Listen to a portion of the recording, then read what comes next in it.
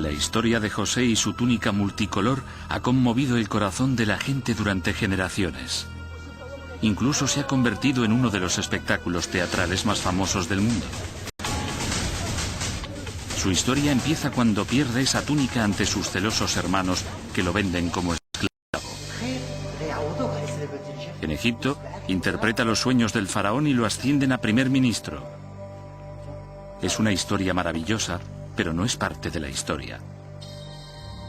¿Puede la egiptología arrojar algo de luz sobre José y la prenda de ropa que tantos problemas causó?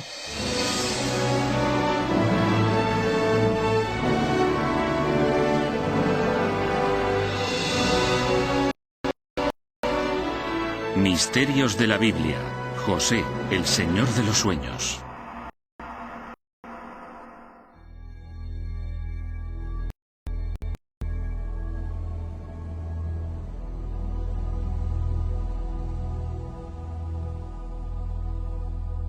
Las aventuras de José fueron escritas por escribas del año 600 a.C., más de 1000 años después de la época en la que está ambientada la historia. No se sabe quién escribió este relato ni de dónde provino la información. Así que ha habido un debate durante siglos sobre si es pura ficción o la descripción de la vida de un hombre real. Según Alan Lloyd, catedrático de egiptología en la Universidad de Swansea, la verdad puede estar a medio camino entre dos afirmaciones. En otras tradiciones históricas se ve una y otra vez que puede darse una situación en la que lo esencial es una descripción histórica exacta, pero a la que se le han añadido muchas cosas. ¿Cuáles son las pruebas? La historia empieza en Canaán, en las actuales Palestina, Siria e Israel, antes de la época de Moisés, entre 1600 y 1700 a.C.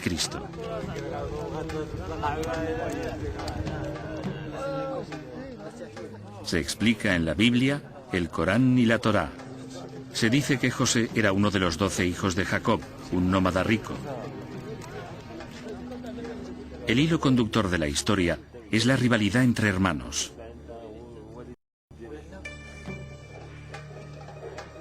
Según el Dr. Lloyd Llewellyn Jones, un especialista en vida familiar, esta rivalidad entre hermanos era fuerte porque los jefes nómadas tenían más de una mujer.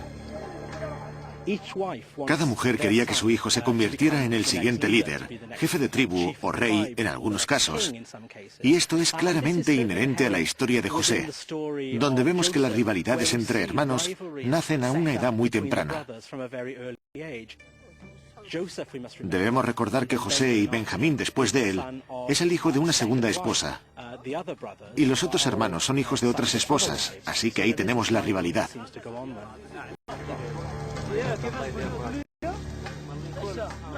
Pero el objeto que inició esa rivalidad fue, más que nada, una túnica que le dio a José su padre, Jacob. Se ha representado como una prenda de gran elegancia, inundada de color, un material de leyenda. Pero quizás no sea tan descabellado.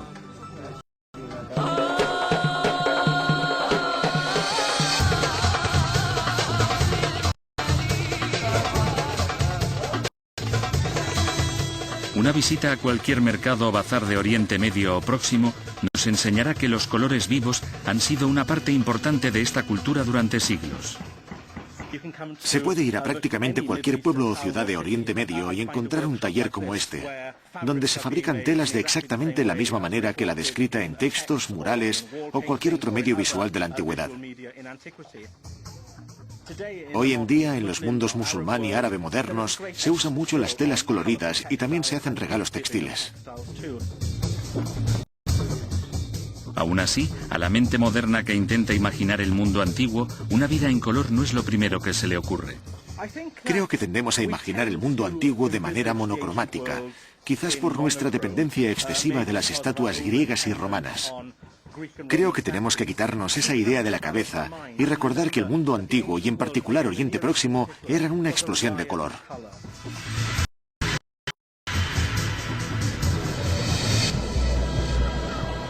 Pero la mayoría de los ejemplos del colorido en el mundo antiguo datan solo del año 500 a.C. La historia de José está ambientada 1000 años antes. Para encontrar pruebas del uso del color en esa época, tenemos que entrar en el desierto egipcio más profundamente.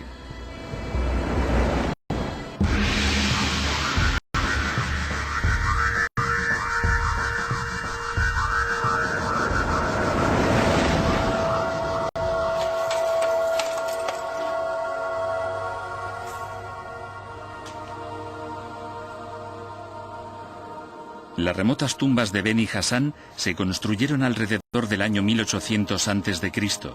y según Barry Girdler, catedrático de Historia Antigua, nos dan una idea única de lo que debió de ser la época de José. Estamos en la 12ª tumba dinástica de Numhotep III. Un lugar fantástico. Un lugar del que he hablado en mis clases durante años. Numhotep era un oficial de alto rango del faraón Amenemhet I. En las paredes hay representadas varias escenas de su vida. Algunas figuras son personas con las que vivió y trabajó, pero hay una escena de un grupo de viajeros con un aspecto muy diferente.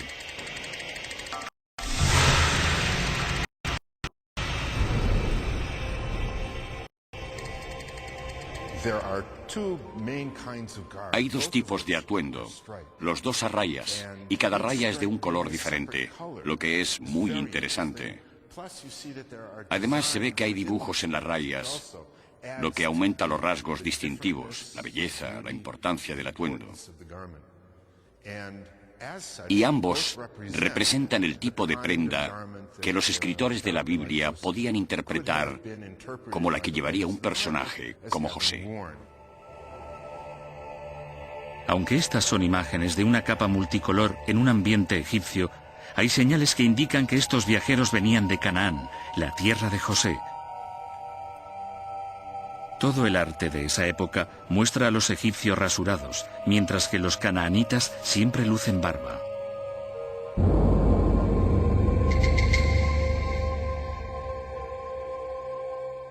Mirad los personajes que entran. Mirad las barbas y las caras. Es la representación común de los canaanitas semíticos.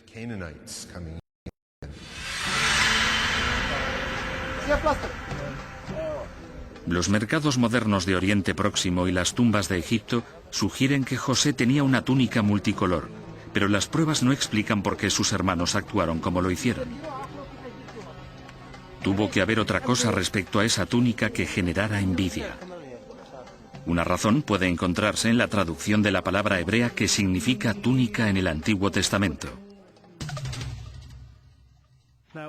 Si repasamos en hebreo lo que se explica en el libro del Génesis, parece haber una indicación de que la prenda es especial.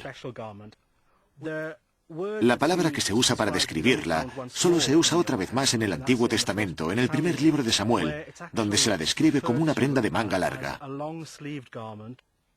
Las mangas largas eran poco prácticas para trabajar, así que usarlas en las prendas quería decir que se tenía un cierto nivel social. Pero no solo indicaban el nivel social. La elección de colores de la túnica también llevaba implícito un gran prestigio. En el mundo antiguo, el color era una cualidad preciosa.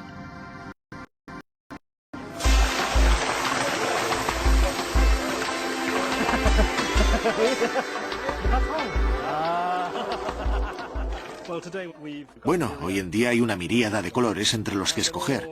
Y desde el siglo XIX se hacen básicamente con tintes químicos, lo que significa que son sólidos. No desaparecen y no perdemos mucho color con el lavado. Pero por supuesto, en la antigüedad era completamente diferente, porque cualquier tipo de tinte tenía que ser de procedencia natural. De hecho, algunos colores eran más difíciles de conseguir que otros. Por ejemplo, los negros, porque se tenían que saturar de tinte para evitar que se volvieran grises. Los blancos requerían decoloración, un proceso muy complejo. Los tintes más caros eran los rojos y los morados, los colores que usaban los viajeros semitas en las imágenes de la tumba. El rojo se hacía a partir de los estambres de la flor del azafrán, y una pequeña flor solo tiene 3 o 4 estambres, así que se necesitaban miles de ellas para crear un color rojo vivo. Pero sin duda el color más importante que podía encontrarse en la antigüedad era el morado, de un tono oscuro, un púrpura. Un buen morado se conseguía con los productos del mar. Se creaba recolectando crustáceos y moluscos diminutos. Se necesitaban miles y miles de estos animales que se echaban en una cuba de agua hirviendo. Los antiguos habían descubierto ingeniosamente que se producía un rico tinte morado cuando se sumergía lana o lino en ella.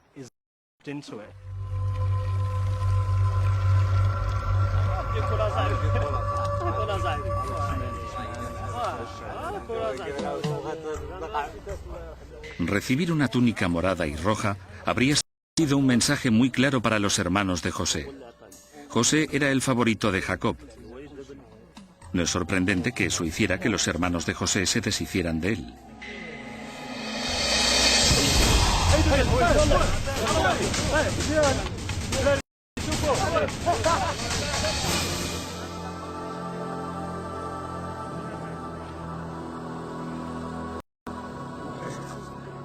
Según la historia, José es vendido a unos mercaderes ambulantes.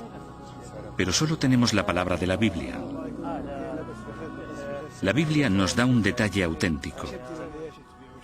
José es vendido por 20 shekels. Los documentos egipcios revelan que ese es exactamente el precio que se pagaría. Unos siglos después el precio ha subido hasta 30 shekels. Al inicio del primer milenio a 50 shekels y así sucesivamente. Así que se puede hacer un gráfico y ver cómo sube el precio de los esclavos. En la historia de José es un detalle importante, porque si la historia es inventada, si es una novela de finales de la historia israelita y de Judea, el autor no sabría cuál era el precio, 500, 600 o 700 años antes. Parece muy auténtica.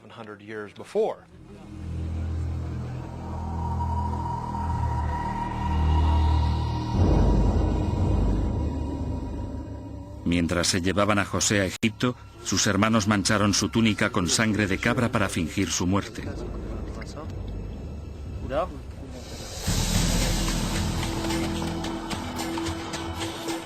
Se dice que José fue vendido como esclavo a Potifar, jefe del ejército del faraón, un hombre a cargo de soldados, caballos y carros.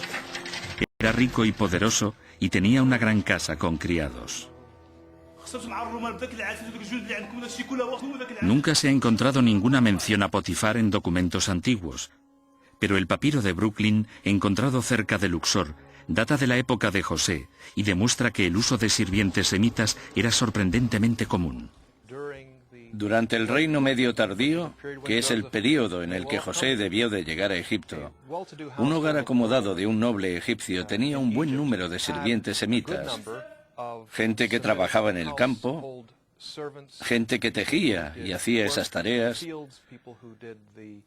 Así que una finca acomodada debía de tener sirvientes, e incluso puede ser que usaran la palabra esclavos para describir a esa gente. Según la historia, a José le dieron un nombre egipcio, otra costumbre confirmada por el papiro de Brooklyn. Su señor lo pasaría mal intentando vocalizar los nombres extranjeros. Así que tenemos el nombre X al que llaman Y, siendo X el nombre semita, pero llamado Y, que es su nombre egipcio. Y en la historia de José tenemos a José, a quien llaman Zafanat Panea. Según la Biblia, José trabajó duro y le fue bien, ascendiendo hasta hacerse cargo del hogar de Potifar. Pero entonces, su destino dio un giro muy peligroso, instigado por la mujer de Potifar.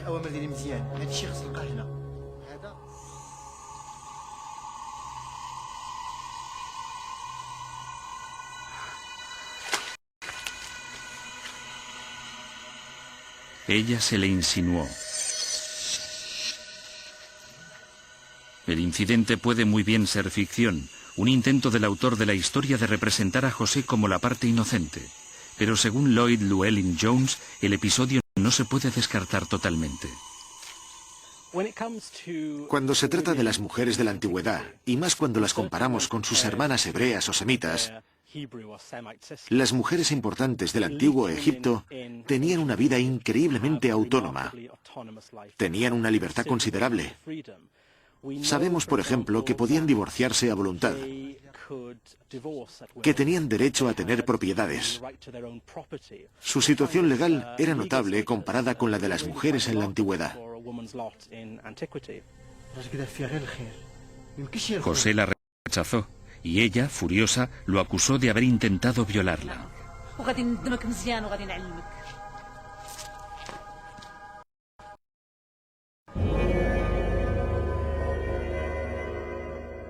José fue encarcelado. Pero cuando parecía que su vida había tocado fondo, esta dio otro giro radical. En la cárcel, un antiguo sirviente real le pidió a José que interpretara un extraño sueño en el que prensaba 3 racimos de uvas sobre la copa del faraón. José predijo que el sirviente sería liberado al cabo de 3 días. Su interpretación fue correcta.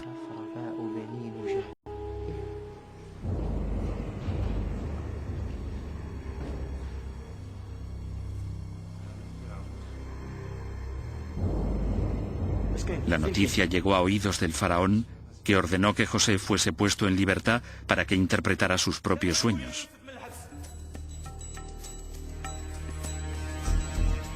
No hay manera de comprobar si José fue liberado o si realmente fue encarcelado. De hecho, algunos estudiosos de la Biblia sospechan que todo el episodio se usa con fines religiosos. Si tenemos en cuenta el mecanismo de la historia de José, tenemos una serie de salvaciones de José de sus cautiverios. La historia nos dice explícitamente que lo sacan de la cárcel porque tiene el favor de Dios. Pero eso no significa que José no fuese un virtuoso interpretador de sueños y que eso llamara la atención del faraón.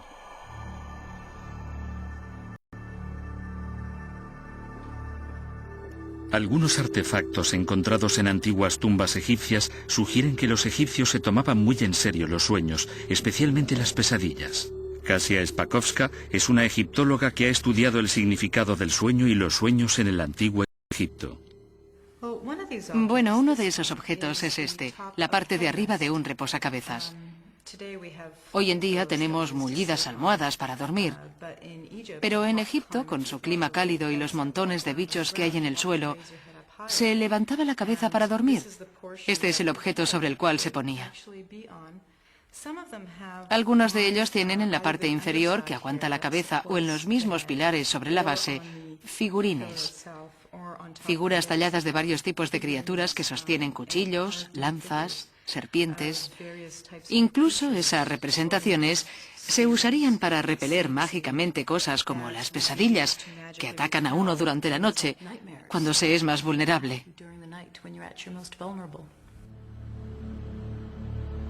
Está claro que los sueños eran importantes en la cultura del antiguo Egipto, pero los documentos bíblicos son bastante específicos. Un hebreo interpretó los sueños de un faraón egipcio alrededor del siglo XVII a.C., y esto representa un problema.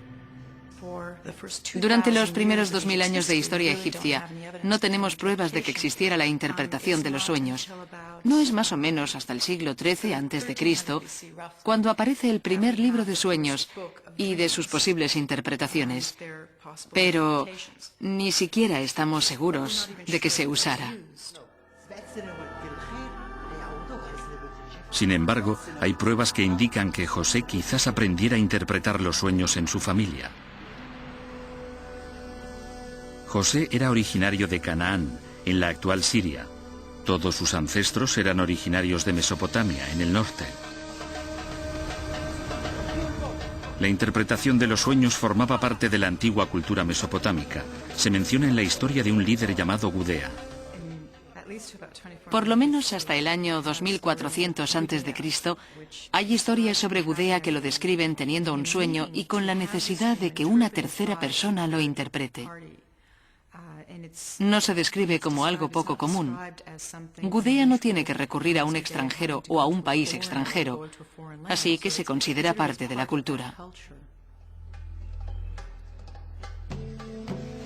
La Biblia menciona que el faraón le pidió a José que interpretara un sueño en el que 7 vacas gordas salían del Nilo seguidas por 7 vacas flacas. José dijo que el sueño significaba que habría 7 años de abundancia seguidos de 7 años de hambruna. La Biblia relata que la predicción se hizo realidad y por eso José fue nombrado primer ministro de Egipto. Parece demasiado oportuno. Un sueño que predice perfectamente una gran crisis, pero los psicólogos creen que hay parte de verdad en algunos fragmentos de la historia.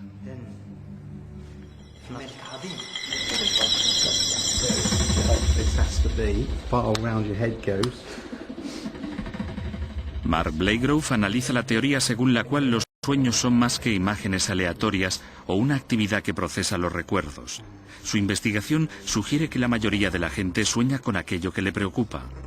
La estudiante Katy Jones se ha presentado voluntaria para que analicen sus sueños. Antes ha admitido que su mayor preocupación es el estrés de su nuevo trabajo de media jornada en una tienda de informática. Estas preocupaciones no se parecen en nada a las de un faraón. Pero si la teoría de Mark Blakegrove es correcta, incluso los sueños de Katy deberían ser un reflejo de sus preocupaciones, por triviales que sean. Podría decirse que los humanos de entonces tenían una relación con sus sueños similar a la nuestra. Y esas son tus ondas cerebrales que están muy despiertas porque están muy desilvanadas. Durante la noche se harán más pequeñas mientras no estés en la fase REM. Y cuando entres en la fase REM desaparecerán.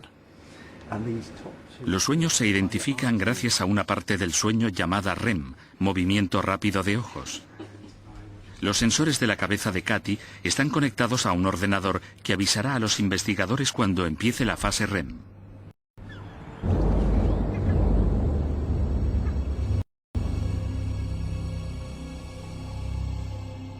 Si le preguntamos a Katy a la mañana siguiente qué ha soñado, solo nos revelará una fracción de sus sueños. La mayoría de nosotros olvidamos el 80%, así que despertarán a Katy cada 90 minutos. Bien. Ha estado así unos minutos. Tiene este tipo de ondas que se llaman ondas en diente de sierra. Esto suele ocurrir cuando se entra en la fase REM. Estas ondas cerebrales indican que es el momento de preguntarle por sus sueños. ¿Estás despierta, Katy? ¿Estabas pensando algo en ese momento? Estaba en el trabajo colocando productos en los estantes. Ah, bien, colocabas productos en los estantes. Sí, pero colocaba cosas muy extrañas. Eran cosas rarísimas, como tazas verdes y rojas y cosas así, y las ponía formando figuras. Cada vez que la despertaban grababan sus sueños. Mientras avanzaba la noche, surgió un patrón muy claro. Una y otra vez, los sueños de Katy estaban relacionados con su trabajo de media jornada. Soñaba repetidamente que estaba en el trabajo, que le daban un trabajo nuevo en un kiosco o que se peleaba con un cliente y el cliente se quejaba de ella. Lo interesante de la noche es que parece que tenemos más sueños cuando sufrimos estrés, pero el contenido de los mismos parece estar relacionado con las cosas que nos preocupan. Los descubrimientos de Mark Blakegrove corroboran estudios que muestran los poderosos efectos del estrés sobre una mente que sueña. Se han hecho experimentos privando a la gente de agua durante la mitad del día para que se fueran a la cama sedientos, y se descubrió que era más probable que soñaran que bebían.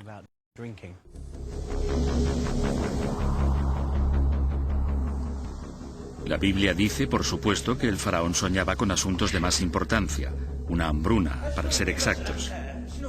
Es increíble, pero hay señales que indican que la amenaza de la hambruna habría acosado la mente del faraón durante la época de José.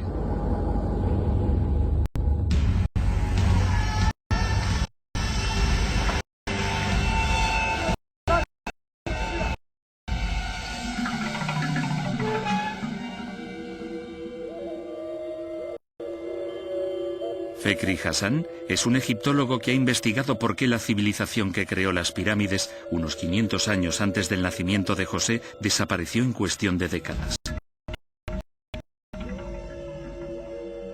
Ha concluido que debió de ser por una hambruna.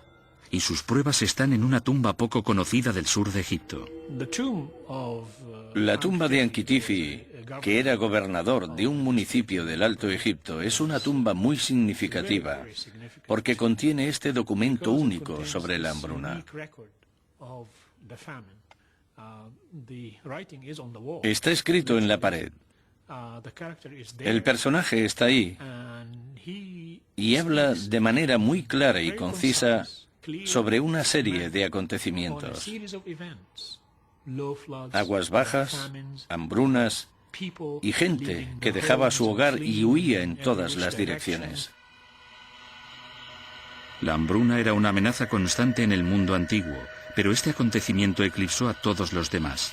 Sus efectos fueron tan devastadores que condujeron a la gente a cometer acciones impensables. Todo el Alto Egipto se moría de hambre, hasta el punto de que la gente había llegado a comerse a sus hijos. No solo causó una hambruna masiva, sino una caída total del orden social. Tenemos pruebas que indican que atacaron las pirámides y los templos. Atacaron las instituciones reales y las mansiones de la nobleza. Hay pruebas que indican que algunas damas muy estimadas por los nobles iban a la calle a buscar comida. Un cambio total en el orden social, porque los pobres podían hacerse ricos saqueando, mientras que los ricos se veían reducidos a la pobreza. El faraón gobernante pudo haber sido culpado del desastre, lo que probablemente supuso el final de su reino y su dinastía. Cualquier futuro rey, incluso siglos más tarde, pensaría en la hambruna y la vería en sus pesadillas. Si tu mayor preocupación es si habrá o no hambruna y si habrá o no suficiente comida, podemos imaginar fácilmente que soñarás con ese tipo de cosas, o bien con sueños literales, o bien con algún tipo de sueño metafórico.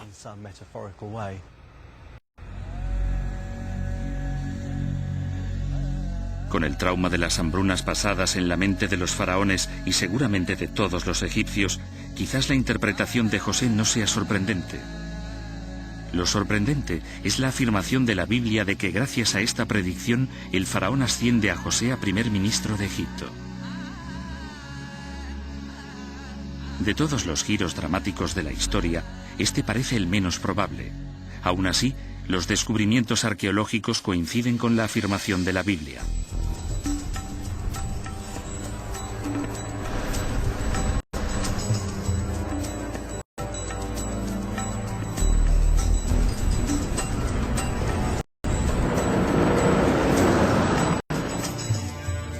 Uno de esos descubrimientos está en la tumba de los reyes de Amarna, en el Medio Egipto. Cuando la Biblia describe el ascenso de José, cuenta algunos detalles. Como señal de autoridad, el faraón le dio a José su sello y le puso una cadena de oro en el cuello. Según Barry Girdler, estos detalles pueden contrastarse con las pruebas del protocolo faraónico. El propietario de esta tumba era un hombre llamado Abai, que vivió en el año 1450 a.C., 200 años después que José. Hay documentos antiguos que nos dicen que el faraón lo ascendió a un alto cargo, y los murales de la tumba describen su investidura. Ante nosotros tenemos a Akenatón y a la reina Nefertiti. Según algunos, miran por la ventana tumbados en un diván o sobre la cama, lo que nos permite observar parte de la actividad de un rey egipcio mientras concede algo a Ai, ante el faraón, ante el rey Akenatón. Y son los detalles de lo que los reyes están concediendo los que guardan similitudes con la historia de José.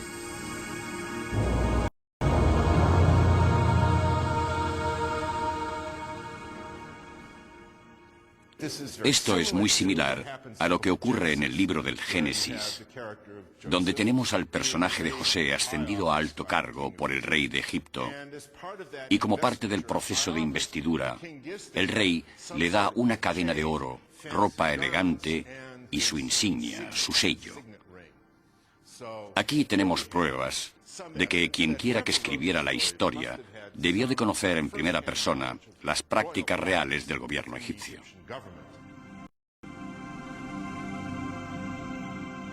Los detalles de la investidura de José pueden ser correctos, pero nunca se ha encontrado una mención a un primer ministro con su nombre. De hecho, la idea de que un extranjero llegara a lo más alto de la sociedad egipcia parece descabellada. Pero hay bastantes pruebas arqueológicas que demuestran que los canaanitas como José llegaban a tener altos cargos en Egipto. No había problema para que la gente originaria de Siria, Palestina o de cualquier otro sitio fuera de Egipto tuviera muchísimo éxito y llegara a convertirse en un alto cargo siempre y cuando estuviera preparada, tal y como se describe a José, dispuesto a aprender las costumbres egipcias. En los años 80, en Saqqara, cerca de El Cairo, los arqueólogos encontraron la tumba de un antiguo primer ministro de Egipto llamado Aper-El. Su nombre, Aper-El, es muy significativo. La palabra El es el término canaanita para decir Dios. El nombre Aper-El no es un nombre egipcio, sino un nombre semítico. Era el visir, el primer ministro del Bajo Egipto, el norte de Egipto, durante los días del faraón Akenatón. Aquí tenemos a un semita que consiguió un cargo muy alto en la administración del faraón Akenatón. Queda claro que los faraones nombraban a veces primeros ministros semitas, pero todas las pruebas provienen del Reino Nuevo, unos 300 años tras la muerte de José. No hay pruebas que indiquen qué sucedió en el Reino Medio, en la época de José.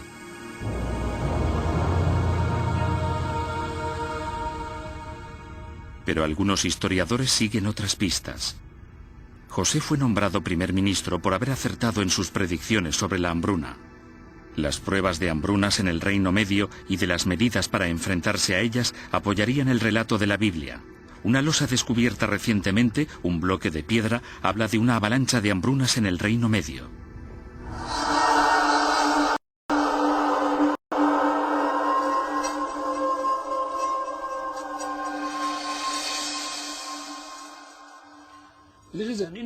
Es una losa interesante.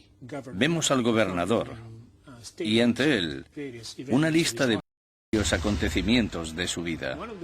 Uno de ellos es una hambruna y nos indica que las hambrunas eran bastante frecuentes. La mención de las hambrunas no es caótica, se mencionan ciertos episodios y casi invariablemente podemos relacionar las hambrunas con cambios climáticos globales.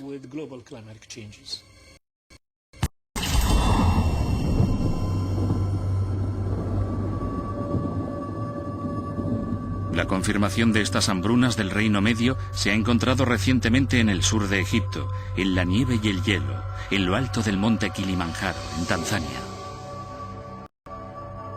Lonnie Thompson y su equipo de geólogos subieron desde la jungla hasta más allá de la nieve para buscar núcleos de hielo. Y estos núcleos de hielo pueden hablarnos de la historia climática de Egipto. El Kilimanjaro es, digamos que es el único lugar donde se puede conseguir un núcleo de hielo que guarde pruebas de los acontecimientos en esta parte del mundo. Pero también es muy importante en la historia de Egipto porque las fuentes del Nilo dependen de la lluvia y de la acumulación de ellas. Y este campo de hielo del Kilimanjaro depende de la nieve, que viene del mismo sitio. Así que están relacionados íntimamente y deberíamos verlo en estos núcleos de hielo.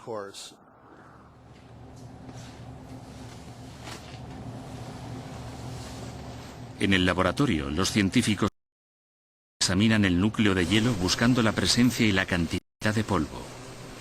El polvo es una huella de los mayores cambios climáticos, porque su presencia sugiere una catástrofe antigua, una erupción volcánica o incluso la caída de un meteorito.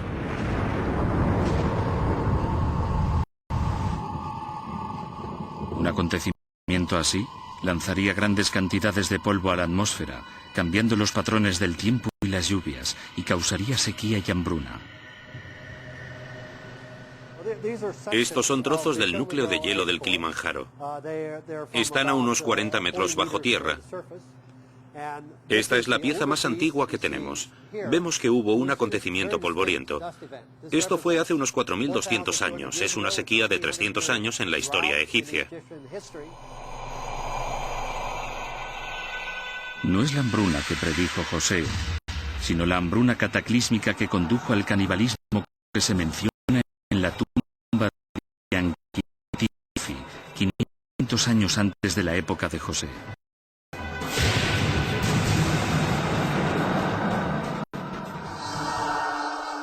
En cambio, las pruebas de la hambruna de José deberían aparecer un poco más arriba en el núcleo, como partículas de polvo dispersas. Mientras subimos por el núcleo, vemos que es un núcleo muy limpio hasta arriba del todo. Aquí se ven estos pequeños grupos de partículas de polvo de un acontecimiento de hace unos 3.600 años.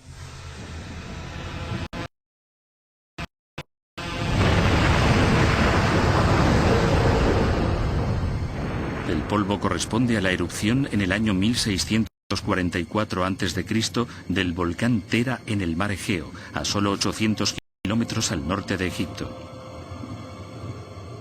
La Biblia es muy específica. Dice que la hambruna duró 7 años. Este ciclo de 7 años también parece creíble. Encaja con el fenómeno climático conocido como el Niño, que a menudo ha causado hambrunas, todas en ciclos de 7 años. Tenemos otro de esos acontecimientos. Ocurrió entre 1790 y 1797, una sequía de grandes proporciones en India en 1792. En 1792, en el norte y centro de la India, 600.000 personas murieron de hambre. Al mismo tiempo que tenía lugar esta hambruna en la India, el nivel de las aguas del Nilo era muy bajo y este fenómeno duró 7 años. La Biblia también afirma que el visir José tomó medidas para enfrentarse a la hambruna. Como la hambruna está a menudo causada por la sequía, una medida importante habría sido asegurarse de que el agua continuara llegando a las zonas agrícolas.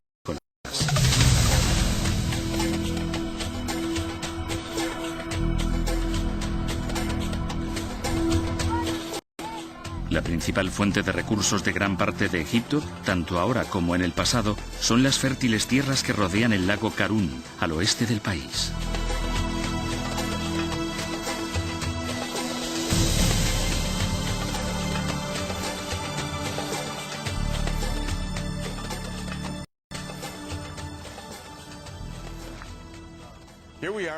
Aquí estamos en medio del lago Karún, en su depresión final. Al este del lago abundan los cultivos, las palmeras y todo tipo de vegetación. Al otro lado, al oeste, hay una vasta franja vacía de desierto. Así que podemos tomar este lago como la línea divisoria entre la agricultura y la vida y el desierto y la muerte. En tiempos muy lejanos, el lago se alimentaba de agua de un ramal del Nilo. Pero la sequía del viejo reino que devastó Egipto hizo que ese ramal se secara, lo que convirtió al lago en un lugar polvoriento. Así que para evitar otra hambruna terrible, a un oficial del Reino Medio se le ocurrió un plan ingenioso para mantener la unión entre el lago y el Nilo.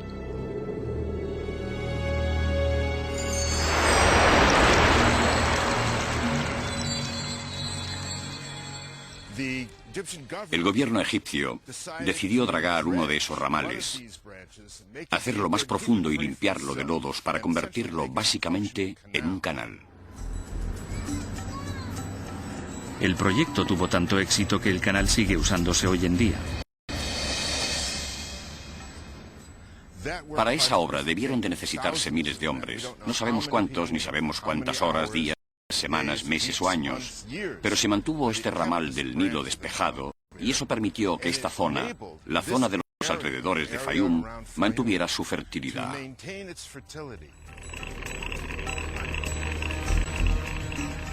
Este proyecto de construcción era esencial para evitar futuras hambrunas. Las mejores estimaciones indican que se construyó entre el año 1850 y el 1650 a.C. Es la época de José, Por desgracia, no hay documentos que digan quién construyó el canal, pero durante miles de años se le ha conocido por un nombre. En árabe es el Bar Yusef, que traducido significa el canal de José.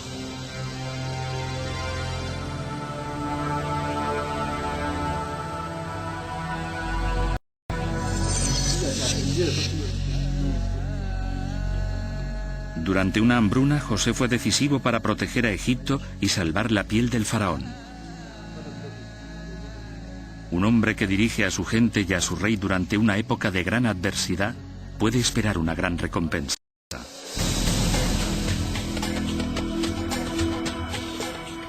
La Biblia afirma que José le preguntó al faraón si su familia podía instalarse en Egipto. El faraón les dio permiso a él y a sus hermanos para vivir en una ciudad llamada Pi-Ramsés, en el delta del Nilo.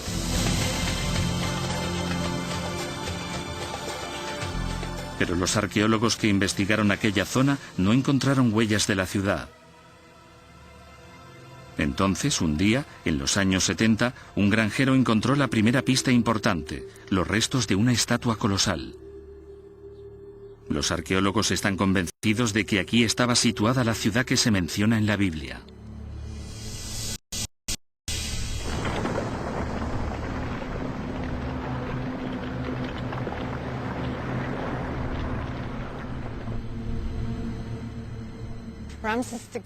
Ramsés el Grande, Ramsés II, fue uno de los reyes más importantes del nuevo reino.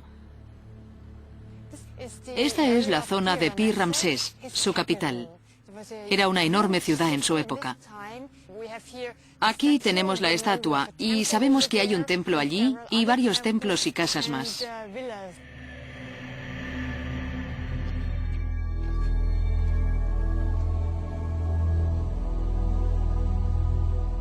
El descubrimiento alimentó la esperanza de que este fuera el lugar donde José se instaló y se reunió con sus hermanos.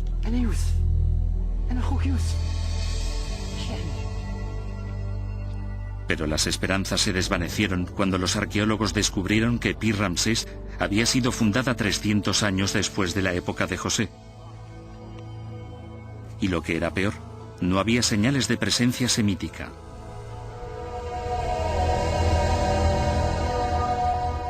Pero entonces se descubrieron inscripciones que sugerían que Pi-Ramsés se había construido encima de una ciudad más antigua llamada Avaris. Si podían encontrarla, quizás podrían encontrar a José. Sabemos, gracias a fuentes antiguas, que Avaris debió de estar situada al sur de Pi-Ramsés, la antigua capital de Ramsés. Así que los arqueólogos que buscaban Avaris empezaron por el sur y al final la descubrieron. Y pudimos añadir el nombre de Avaris a nuestras excavaciones.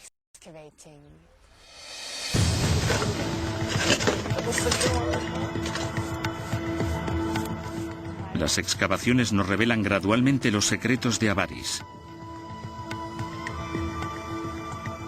Se construyó 300 años antes de Pi-Ramsés, en la época en la que se piensa que pudo vivir José, y sus ruinas revelaron interesantes pistas sobre la presencia semítica. Aunque la mayoría de los edificios eran de estilo egipcio, una zona era claramente canaanita. Pero las pruebas más convincentes de la presencia semítica aparecieron dentro de las casas.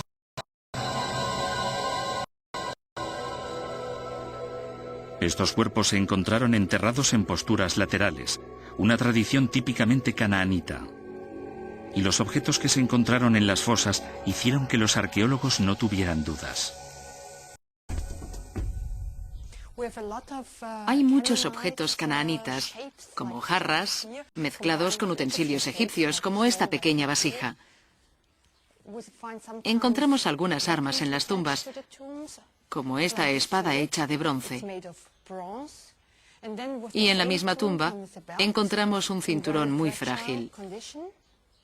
Lo tenía el hombre enterrado en la cadera, así que siempre encontramos una mezcla de las dos culturas.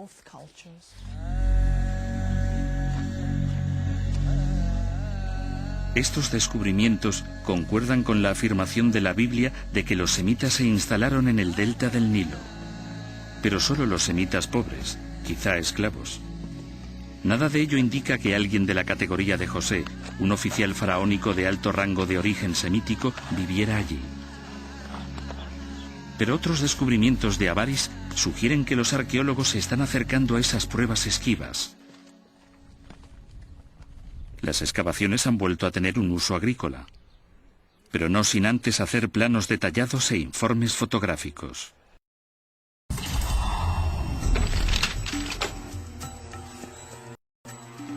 David Roll, un especialista en historia bíblica y antigua, examinó la parte de la excavación reconstruida. En este campo encontraron un monumento muy especial. Esto es lo que queda de él, es el suelo de un palacio, no un palacio enorme, no un palacio real, pero sí una casa de muy alta calidad de algún oficial de alto rango. Si la reconstruimos se puede ver lo compleja que es. Hay varios elementos construidos en épocas diferentes. La parte principal, la sala de audiencia y el dormitorio principal, tenían un pórtico de 12 columnas, un número significativo en la Biblia. Más tarde se le añadió esta ala de habitaciones idéntica, con otro pórtico delante del cual estaba el patio.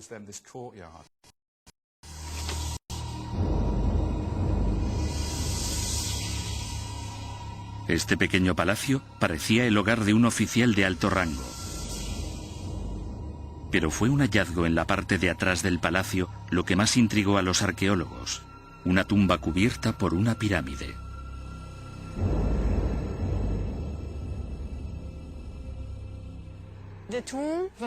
La tumba estaba allí, al sur del palacio. Una de las tumbas más interesantes era la de un dignatario con una capilla funeraria. Y dentro de la capilla encontramos los restos de una estatua funeraria.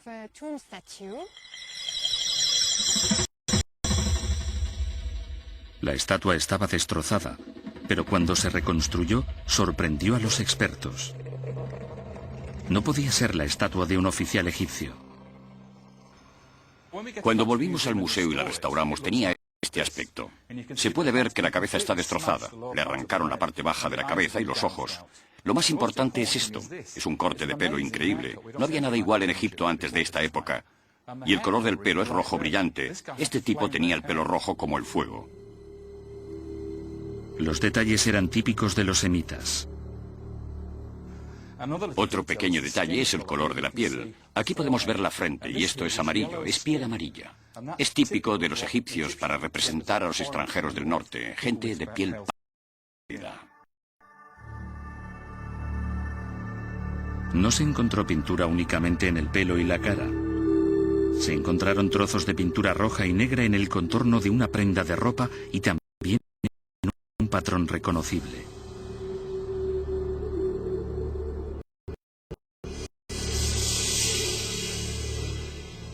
Con estos fragmentos de estatua, David Roll empezó a construir su impresión de lo que debió de ser la imagen de la figura.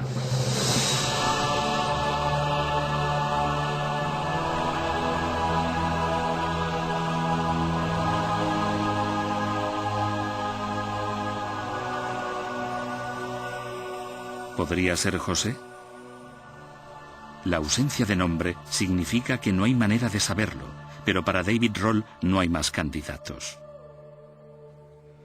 No hay ejemplos de nada tan extraordinario como esto. No hay tumbas piramidales para funcionarios del Estado. No hay otro palacio para un individuo particular. Este tipo de cosas son las que normalmente estaban reservadas a la realeza. Así que es extraordinario. No hay ningún otro ejemplo con el que compararlo.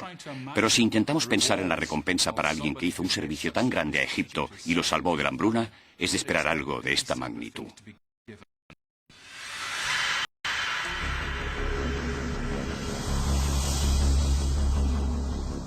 La increíble historia de José no es nada más que la predecesora de otra historia aún más espectacular: Moisés y el Éxodo. Pero es en la historia de la huida de los hebreos de Egipto donde encontramos una pista final para descubrir la identidad de esta misteriosa estatua. La mayoría de las tumbas egipcias fueron despojadas de tesoros, muebles, ropas y joyas. Esta tumba no fue una excepción, pero en este caso también se llevaron los huesos. Si un saqueador hubiese entrado para destrozar la tumba, hubiese dejado los huesos, ya que no tienen ningún valor intrínseco. Así que alguien sacó el cuerpo de esa tumba. Según la historia de José, en la época del Éxodo, cuando Moisés sacó a los israelitas de Egipto, se llevó el sarcófago de José consigo, dejando vacía la tumba.